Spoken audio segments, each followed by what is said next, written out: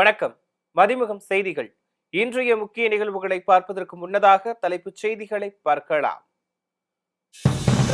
திமுக உழைப்பின் பலன் மே 4ஆம் தேதி கிடைக்கும். மே தின பூங்கா நினைவு தூணில் மரியாதை செலுத்திய பிறகு முதலமைச்சர் மு.க. ஸ்டாலின் பேச்சு. பச்சை பட்டுடுத்தி தங்க பல்லக்கில் வைகை ஆற்றில் இறங்கினார் அழகர். பக்தர்கள் கோவிந்தா முழக்கத்துடன் தண்ணீரை பீச்சு அடித்து சுவாமி தரிசனம். திமுக தலைமையிலான கூட்டணி வெற்றி பெற்று ஆட்சி அமைக்கும். மே தின வாழ்த்து தெரிவித்து வைகோ நம்பிக்கை. தமிழகத்தில் முன்கூட்டியே தொடங்குகிறது தென்மேற்கு பருவமழை. இன்று 9 மாவட்டங்களுக்கு மழைக்கு வாய்ப்புள்ளதாக வானிலை ஆய்வு மையம் தகவல். மே தின வாழ்த்து தெரிவித்துள்ள முதலமைச்சர் மு.க. ஸ்டாலின், திமுக அரசு உழைப்பின் பலன் 4ஆம் தேதி கிடைக்கும் என நம்பிக்கை தெரிவித்தார். உலகம் முழுவதும் உள்ள தொழிலாளர்களின் உழைப்பை அங்கீகரிக்கும் நோக்கில் மே 1ஆம் தேதி தொழிலாளர் தினம் கொண்டாடப்பட்டு வருகிறது. இந்நிலையில் சென்னை சிந்தாதிரிப்பேட்டை மே தின பூங்காவில் உள்ள நினைவு தூணில் முதலமைச்சரும் திமுக தலைவருமான மு.க. ஸ்டாலின் மரியாதை செலுத்தினார். இந்நிகழ்ச்சியில் அமைச்சர் கே.என். நேரு, ஏ.வே. வேலு, சேகர் பாபு, ஆர். ராசா, மேயர் பிரியா உள்ளிட்ட பலரும் கலந்து கொண்டனர். அப்போது பேசிய முதலமைச்சர் மு.க. ஸ்டாலின், இந்தியாவிலேயே முதலில் சென்னையில்தான் இந்த மே தின நாள் கொண்டாட்டம் தொடங்கப்பட்டதாக கூறினார். தேர்தல் முடிவை எதிர்பார்த்து கொண்டிருக்கும் நேரத்தில் விரைவில் நல்ல செய்தி வரும் எனவும் முதலமைச்சர் மு.க. ஸ்டாலின் நம்பிக்கை தெரிவித்தார். தமிழ்நாட்டில் மட்டும்தான் இந்த மே முதல் நாள் கொண்டாடப்பட்டுக் கொண்டிருந்தது. அரசு விடுமுறையாக அறிவிக்கப்பட்டிருந்தது. இந்தியா முழுமைக்கும் இந்த விடுமுறை நாளை இந்தியா முழுமைக்கு கொண்டு வர வேண்டும் என்று தலைவர் கலைஞர் அவர்கள் எடுத்து சொல்லி நாடாளுமன்றத்தில் நம்முடைய உறுப்பினர்கள் எல்லாம் குரல் எழுப்பி பிரதமராக இருந்த வி.பி. சிங் அவர்கள் அதை ஏற்றுக்கொண்டு தமிழ்நாட்டில் மட்டுமல்ல இந்தியா முழுமைக்கும் அரசு விடுமுறையாக, ஊதியத்தோடு கூடிய விடுமுறையாக அறிவித்து அதுவும் இன்றைக்கு கொண்டாடப்பட்டுக் கொண்டிருக்கிறது. இன்னும் ஒரு 2-3 நாட்களில் நம்முடைய தேர்தல் முடிவை எதிர்பார்த்து காத்துக் கொண்டிருக்கக்கூடிய உங்களுக்கு ஒரு நல்ல செய்தி வரும் என்ற நம்பிக்கை எல்லாருக்கும் இருக்கிறது.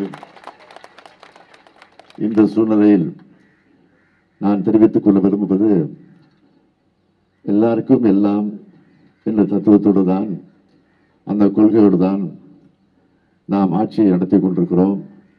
ஆக அது தொடரும் தொடரும் தொடரும் என்ற உறுதியை எடுத்து சொல்லி இந்த மே தின நினைவு பூங்காவை தலைவர் கலைஞர் அவர்கள் தான் உருவாக்கி தந்திருக்கிறார்கள். இந்த பூங்காவில் அமைக்கப்பட்டிருக்கக்கூடிய நினைவு சின்னத்தையும் தலைவர் கலைஞர் அவர்கள் தான் உருவாக்கி தந்தது மட்டுமல்ல, அது எப்படி அமைய வேண்டும் என்று பல முறை இந்த இடத்திற்கு நேரடியாக வந்து அதையெல்லாம் சரி செய்து அதை உருவாக்கி தந்திருக்கிறார்கள். இதற்காக இதை குறிப்பிட்டு சொல்கிறேன் என்று சொன்னால், தொழிலாளர்கள் மீது, தொழிலாளர் உரிமை மீது எந்த அளவுக்கு தலைவர் கலைஞர் அவர்கள் நம்பிக்கை வைத்திருந்தாரோ அந்த நம்பிக்கைக்கு பாத்திரமா. சட்டப்பேரவைக்கான தேர்தல் ஒரே கட்டமாக கடந்த ஏப்ரல் 23ஆம் தேதி நடந்து முடிந்திருக்கும் நிலையில் மே 4ஆம் தேதி வாக்குகள் எண்ணப்பட்டு முடிவுகள் அறிவிக்கப்படுகின்றன. வாக்கு எண்ணிக்கைக்கு இன்னும் 2 நாட்களே உள்ள நிலையில் திமுக கூட்டணியே மீண்டும் ஆட்சி அமைக்கும் என பெரும்பாலான ஊடகங்களில் தேர்தலுக்கு பிந்தைய கருத்து கணிப்புகள் தெரிவித்துள்ளன. இந்த நிலையில் இன்று நடைபெற்ற மே தின விழாவில் உரையாற்றியிருக்கும் முதலமைச்சர் மு.க. ஸ்டாலின் தேர்தல் முடிவுகள் குறித்தும் உரையாற்றியது திமுகவினரிடையே உத்வேகத்தை ஏற்படுத்தியுள்ளது. திமுக தலைமையிலான கூட்டணி வெற்றி பெற்று ஆட்சி அமைக்கும் என வைகோ நம்பிக்கை தெரிவித்துள்ளார். மே தினத்தை முன்னிட்டு மதிமுக பொதுச் செயலாளர் வைகோ சென்னை எழும்பூரில் உள்ள மதிமுக தலைமை அலுவலகமான தாயகத்தில் மே தின கொடியேற்றி இனிப்புகள் வழங்கினார். பின்னர் செய்தியாளர்களை சந்தித்த வைகோ, தொழிலாளர்கள் உரிமைக்காக தொடர்ந்து போராடுவோம் என உறுதியளித்தார். மேலும் அதிக இடங்களில் திமுக கூட்டணி வெற்றி பெறும் என நம்பிக்கை தெரிவித்தார். மே முதல் நாளில் 1917க்கு பின்னர் கிரெம்ளின் மாளிகைக்கு எதிரே மாஸ்கோ மாநகரில் செஞ்சதுக்கத்தில் தொழிலாளர்களினுடைய செங்கொடி உயர்த்தி வரும் தொழிலாளர்களினுடைய உரிமை பேரணி பிரமாண்டமாக நடைபெற்று வருகிறது. தமிழ்நாட்டில் பேரறிஞர் அண்ணா அவர்கள் முதலமைச்சரானவுடன் 67இல் கோவை மாநகரம் சிதம்பரம் பூங்காவில் மே தின விழாவை கொண்டாடி மே தினம் அரசு விடுமுறை என்று அறிவித்தார். 1990ஆம் ஆண்டு ஏப்ரல் 30ஆம் நாள் இந்திய நாடாளுமன்ற மாநிலங்களவையில் மே முதல் நாளை மத்திய அரசு விடுமுறை நாளாக அறிவிக்க வேண்டும் என்று நான் வைத்த கோரிக்கையை ஆதரித்து கம்யூனிஸ்ட் கட்சியினுடைய தலைவர் அவர் தாஸ்குப்தா அவர்களும் கமல் முரார்கா ஜனதாதளம் அவர்களும் ஆதரித்து பேசினார்கள். தலைமை அமைச்சர் பிரதமர் விபி சிங் அவர்களை அறையிலே போய் அன்று பகலிலே சந்தித்தேன். இன்றே நீங்கள் அறிவிக்க வேண்டும் என்று சொன்ன கோரிக்கையை ஏற்றுக்கொண்டு பிற்பகல் 2:30 மணிக்கு ராம்விலாஸ் பாஸ்வான் இரு அவைகளிலும் மே முதல் நாள் மத்திய அரசினுடைய விடுமுறை நாளாக இனி அறிவிக்கப்படுகிறது என்று அவர் அறிவித்தார். அதிகமான கருத்து கணிப்புகள் திமுக ஆட்சி அமைக்கும் என்றே தெரிவிக்கின்றன. அதில் ஒரு கருத்து கணிப்பில் அதிமுகவுக்கு சாதகமாகவும் ஒரு கருத்து கணிப்பில் தமிழக வெற்றி கழகத்துக்கு சாதகமாகவும் அமைந்திருக்கின்றன. இது வாக்குகள் எண்ணப்படுகிற போது உண்மை நிலவரம் தெரிய வரும். என்னுடைய நம்பிக்கை திராவிட முன்னேற்ற கழக தலைமையிலான கூட்டணி பெரும்பான்மை பெற்று திமுக கழகம் ஆட்சி அமைக்கும் என்று நான் நம்பிக்கையோடு இருக்கிறேன். மதுரை சித்திரை திருவிழாவின் முக்கிய நிகழ்வான அழகர் தங்க குதிரையில் பட்டுடுத்தி வைகை ஆற்றில் இறங்கும் வைபவம் கோலாகலமாக நடைபெற்றது. மதுரை சித்திரை திருவிழாவின் சிகர நிகழ்ச்சியான கள்ளழகர் வைகை ஆற்றில் இறங்கும் வைபவம் லட்சக்கணக்கான பக்தர்கள் புடைசூழ இன்று அதிகாலையில் கோலாகலமாக நடைபெற்றது. தல்லாக்குளம் கருப்பண்ணசாமி கோவிலில் இருந்து 1000 பொன் சப்பரத்தில் புறப்பட்ட அழகர் அதிகாலை பச்சை பட்டுடுத்தி தங்க குதிரை வாகனத்தில் வைகை ஆற்றில் இறங்கினார். அப்போது கூடியிருந்த பக்தர்கள் கோவிந்தா முழக்கத்துடன் தண்ணீரை பீச்சி வரவேற்றனர். வைகையில் எழுந்தருளிய கள்ளழகரை வெள்ளி குதிரை வாகனத்தில் வீரராகவ பெருமாள் வரவேற்றார். காலை 7:25 மணி வரை கள்ளழகர் வைகை ஆற்றில் பக்தர்களுக்கு காட்சியளித்தார். பிறகு பகல் 12 மணிக்கு கள்ளழகர் ராமையர் மண்டபம் சென்றடைந்தார். வேடமணிந்த பக்தர்கள் கள்ளழகர் மீது தண்ணீரை பீச்சடித்து குளிர்விக்கும் தீர்த்தவாரி நடைபெற்றது. தொடர்ந்து இன்று இரவு 9 மணிக்கு வண்டியூர் வீரராகவ பெருமாள் கோவிலுக்கு சென்று எழுந்தருள்கிறார். அங்கு நாளை அதிகாலை ஏகாந்த சேவையும் மதியம் தேரூர் மண்டபத்தில் வண்டுக முனிவருக்கு சாப விமோச்சனம் அளிக்கும் நிகழ்வும் நடைபெற உள்ளன. விழாவின் மற்றொரு முக்கிய நிகழ்வான தசவதார காட்சி நாளை நள்ளிரவு 12 மணி முதல் ராமராயர் மண்டபத்தில் விடிய விடிய நடைபெற உள்ளது.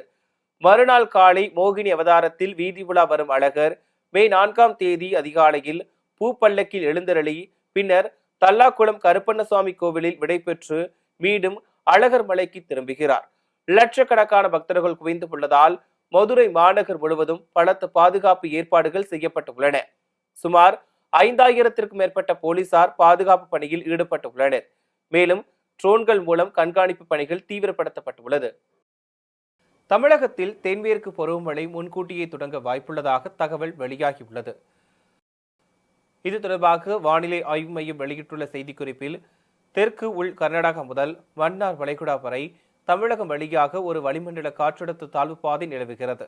இதன் காரணமாக இன்று தமிழகத்தில் ஒரு சில இடங்களிலும் புதுவை மற்றும் காரைக்கால் பகுதிகளிலும் இடி மின்னலுடன் கூடிய பலத்த காற்றுடன் கூடிய லேசானது முதல் மிதமான மழை பெய்யக்கூடும் எனவும் நீலகிரி, கோயம்புத்தூர், திருப்பூர், தேனி, திண்டுக்கல் மற்றும் ஈரோடு மாவட்டங்களில் ஓரிரு இடங்களில் கனமழை பெய்யக்கூடும் எனவும் தெரிவிக்கப்பட்டுள்ளது.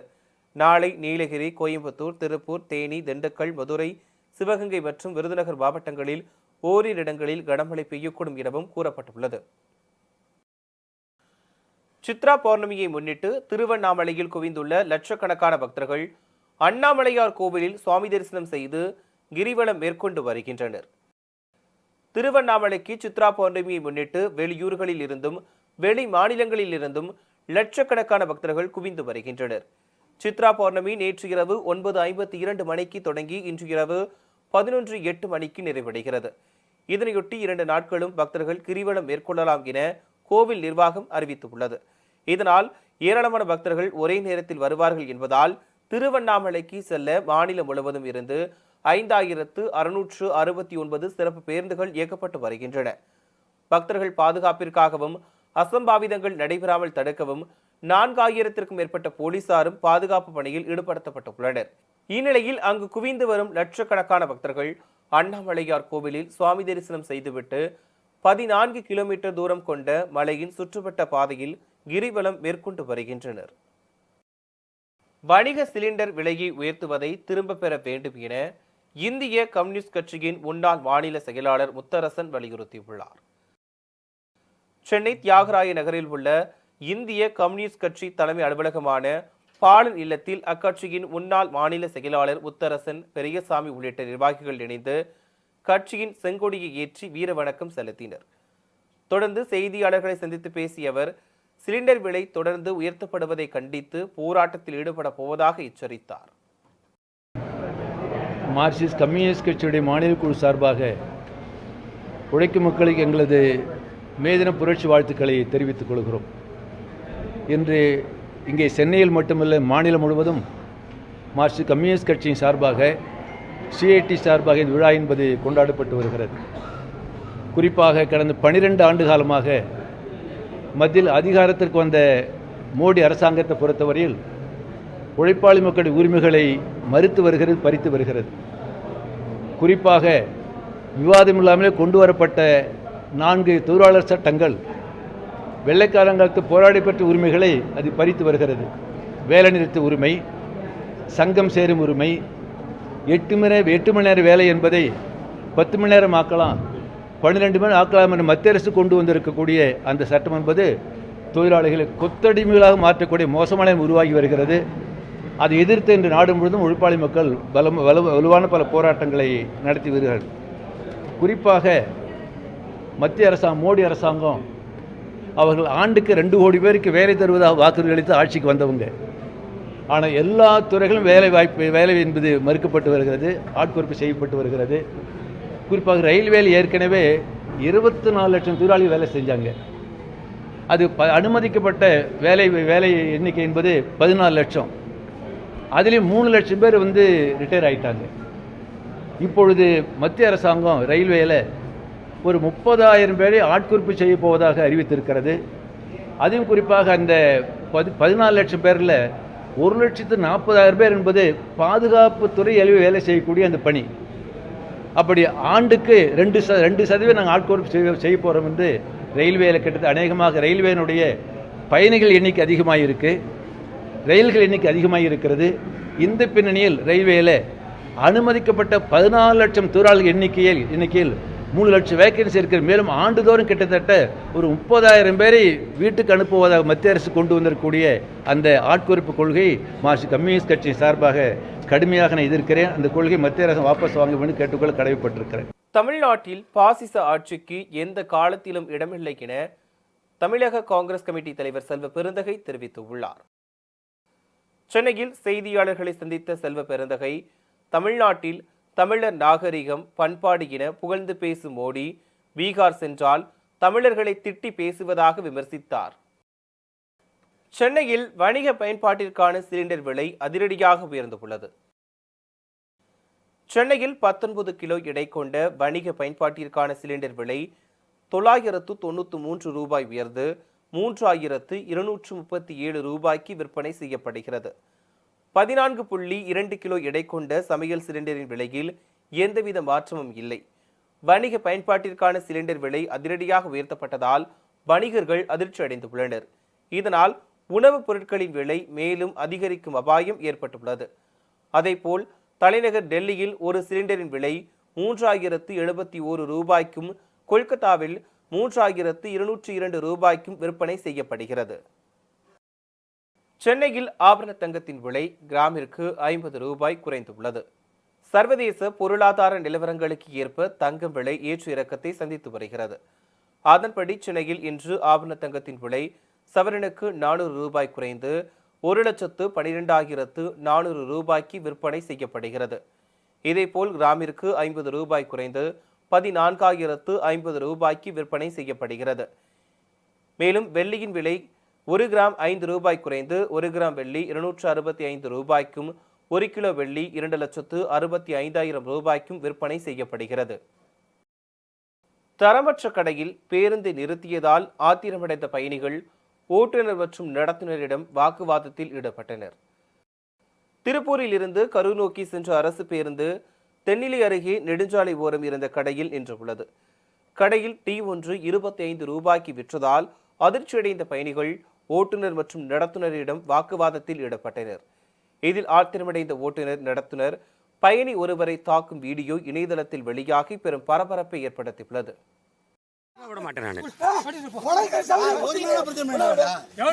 எதா வேணாலும் உங்களை அடிக்கிறதுக்கு யார் உங்களுக்கு பவர் கொடுத்தா? ஒரு பேசஞ்சர் அடிக்கிறதுக்கு யார் உங்களுக்கு பவர் கொடுத்தா? தப்பு தப்பு தப்பு தப்பு சார். நீங்க வேலூர் மாவட்டம் காட்பாடியில் ஆடு திருடிய 2 பேரை போலீசார் கைது செய்தனர். வேலூர் மாவட்டம் காட்பாடி பள்ளிக்குப்பம் ஈசனோடை பகுதியைச் சேர்ந்தவர் ராமசாமி. கடந்த 29ஆம் தேதி இரவு இவர் வழக்கம் போல் தனது ஆடுகளை கொட்டகையில் கட்டிவிட்டு உறங்க சென்றுள்ளார்.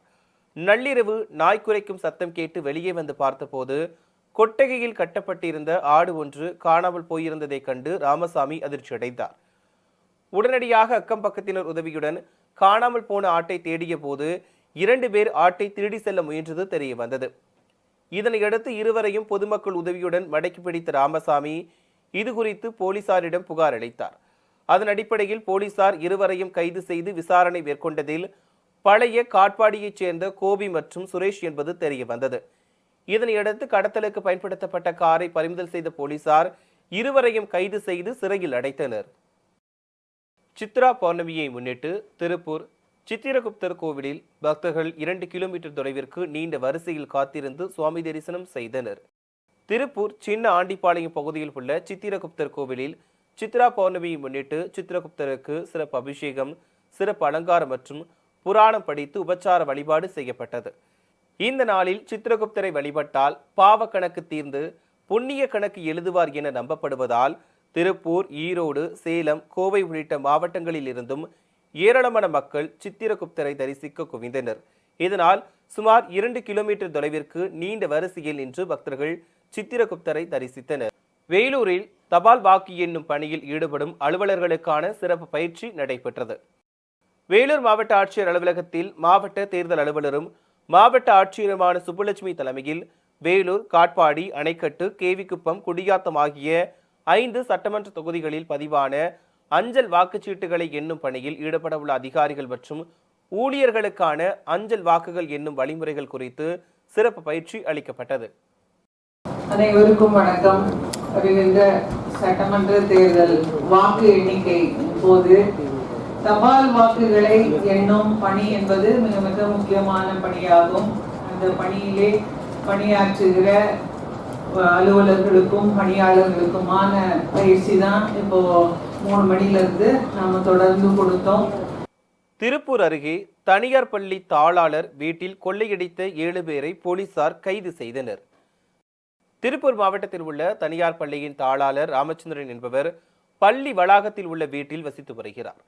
கடந்த 16ஆம் தேதி குடும்பத்துடன் வெளியூர் சென்ற அவர்கள் 25ஆம் தேதி வீடு திரும்பிய போது வீட்டின் கதவு உடைக்கப்பட்டு உள்ளே இருந்த பொருட்கள் திருடப்பட்டது தெரிய வந்தது. இது குறித்து அளித்த புகாரின் அடிப்படையில் போலீசார் விசாரணை நடத்தியதில் தாராபுரம், பழனி, ஒட்டன்சத்திரம், குடிமங்கலம் உள்ளிட்ட பகுதிகளில் வீடுகளில் புகுந்து திருட்டு சம்பவங்களில் ஈடுபட்ட ஒரு கும்பலின் கைவரிசை காட்டியது தெரிய வந்தது. விசாரணையை தீவிரப்படுத்திய போலீசார் ரவி, சலீம், பிரகாஷ், சிவலிங்கம், முத்துக்குமார், பிரகாஷ், ஜீவானந்தம் உள்ளிட்ட 7 பேரை கைது செய்தனர். மேலும் மாவட்டத்தின் பல்வேறு பகுதிகளில் நிலுவையில் உள்ள திருட்டு வழக்குகளிலும் இவர்களுக்கு தொடர்பு இருப்பது கண்டறியப்பட்டது.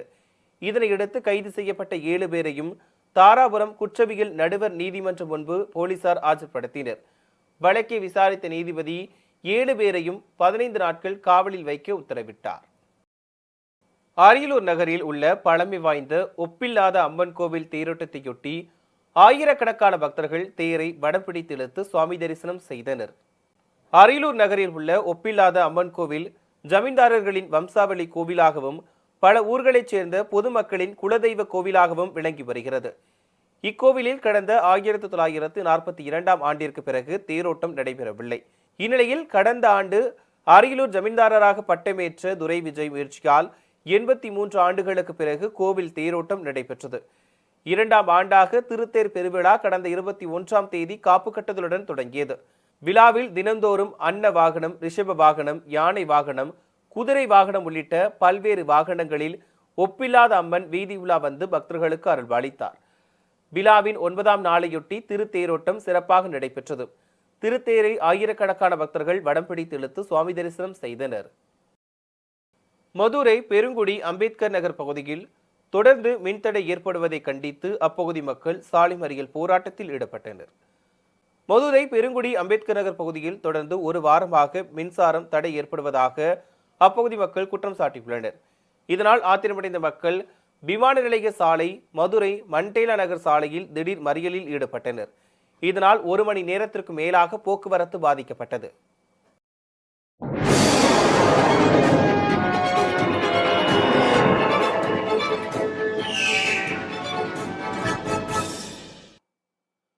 மீண்டும் தலைப்புச் செய்திகள்.